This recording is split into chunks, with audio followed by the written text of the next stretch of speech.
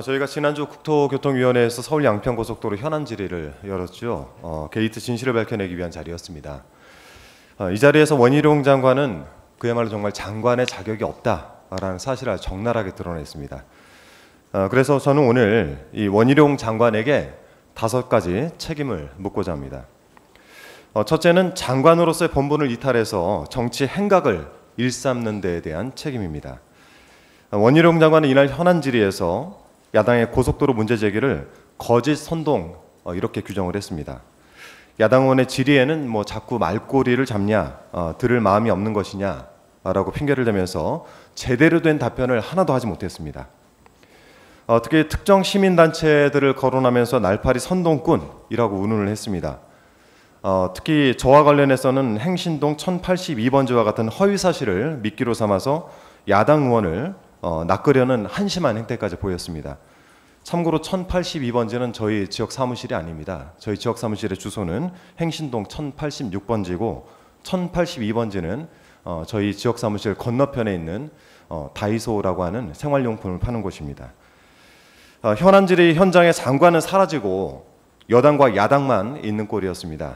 이왕 정치 생명을 걸었기 때문에 저는 그냥 다 내려놓고 이만 물러나시기를 권하고 싶습니다. 두 번째는 국토교통부의 수장으로서 국가 정책과 공직사회를 제대로 지휘하지 못한 책임을 묻고 싶습니다. 서울 양평 고속도로 게이트가 불거지자 국토교통부 공무원들의 무능함이 만천하에 드러나게 됐죠. 현안 질의를 지켜보신 모든 국민들이 함께 봤습니다. 지난 현안 질의에서 국토부가 거짓된 자료를 작성해서 배포했고 그러면서 국민을 우롱했음이 만천하에 드러났습니다. 이날 이용욱 도로국장은 자신의 잘못을 끝내 시인까지 했습니다.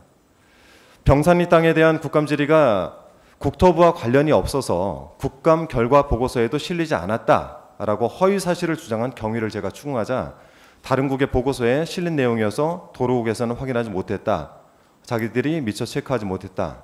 이렇게 실토한 것입니다. 심지어 국토부는 월간 진도 보고서, 중간 보고서 이와 같이 중요한 자료마저도 없다라고 둘러대면서 진실을 감추기에 급급했지만 화면에서 보신 것처럼 이건 사실이 아니었습니다.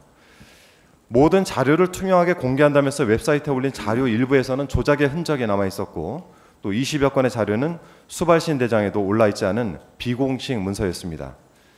국토부를 이렇게 무능하게 만들고 스스로 만든 거짓의 수렁에 빠지게 만든 최종 책임자는 원희룡 장관입니다.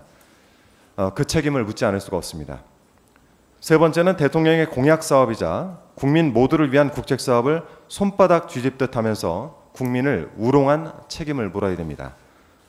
서울 양평 고속도로 사업은 이 양평 군민을 비롯한 국민의 오랜 수고한 사업이었죠.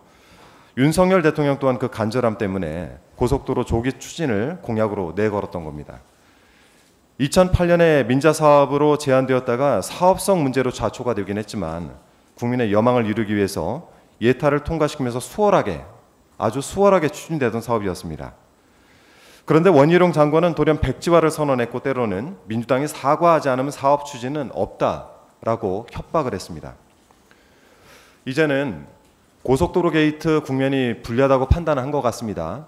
노선검증위원회를 꾸리자라고 하면서 은근슬쩍 백지화를 또다시 백지화하고 있습니다. 정말 장난처럼 가볍고 이 하찮은 장관의 언행에 국민은 분노하고 있습니다. 그런데도 불구하고 윤석열 대통령은 단 한마디의 말도 없이 이 장관의 방종을 방치하고 있습니다. 이 부분에 대한 원희룡 장관의 기만 행위를 그에 대한 책임을 묻지 않을 수가 없습니다. 네 번째는 장관직을 수행하는 모든 국면마다 국민을 괴롭힌 책임을 말씀드리고 싶습니다. 원희룡 장관이 전면에 나선 순간마다 국민들은 무척 괴로웠습니다. 건설 노조를 때려잡다가 노동자 한 분이 끝내 세상을 등지셨습니다. 서울 양평고속도로를 정쟁으로 몰고 가 양평군을 두동강 낸 잠본인 또한 원희룡 장관이었습니다. 또 최근에는 순살 아파트 철근 문제를 돌연 들고 나오면서 전 정부 탓을 하기 시작했습니다. 고속도로 의혹은 민주당의 거짓 선동이다라는 언론 플레이가 더 이상 통하지 않을 것 같았는지 모르겠습니다. 히틀러의 대변인이었던 괴벨스는 거짓말을 100번 하면 진실이 된다라고 했습니다. 하지만 우리 대한민국 국민은 좀 다르다, 저는 그렇게 판단하고 있습니다. 원희룡 장관의 거짓 선동에 국민은 되려 분노하고 고속도로 특혜 의혹에 진실에 더욱 가까워질수록 원희룡 장관의 폭력적인 태도, 혐오의 정서로 국민을 편가르는 의도는 더 이상 통하지 않을 것입니다. 마지막입니다. 원희룡 장관은 고속도로 의혹을 키운 장본인입니다. 자신의 신락 같은 정치 생명을 그렇게 지키고 싶었는지 묻지 않을 수가 없습니다. 이에 대해서 저는 반드시 원희룡 장관이 책임을 져야 된다고 생각합니다. 특히 자신의 행위에 대해서 공무원을 대거 동원해서 허위 자료를 양산하고 지난 국정감사의 아픈 기억을 선택적으로 지워서라도 장관직을 지키고 싶었던 것 같습니다. 아무리 애를 써도 나라를 쑥대밭으로 만든 책임을 피할 수는 없을 것입니다. 국무위원으로서 국민을 섬기며 상극이는커녕 자신의 영달을 위해서 국가 정책을 흔들고 민심을 어지럽힌 책임을 아주 막중하게 져야 된다고 생각합니다. 윤석열 대통령은 지난 대선에서 내일을 바꾸는 대통령이라는 슬로건을 내걸고 당선됐습니다. 윤석열 정권 1년 많은 것이 바뀌긴 했습니다. 서울 양평 고속도로의 종점이 바뀌었고 원희룡 장관의 백지화 뒤집기 한판에 고속도로 사업의 명운마저 바뀌었습니다. 앞으로 또 무엇이 바뀔지 국민께서는 걱정하고 계십니다. 지금은 장관을 바꾸는 것이 급선무인 것 같습니다. 원희룡 장관에게 한마디 드리고 싶습니다. 이제 추한 모습 그만 보이시고 그만두시기 바랍니다. 이상입니다.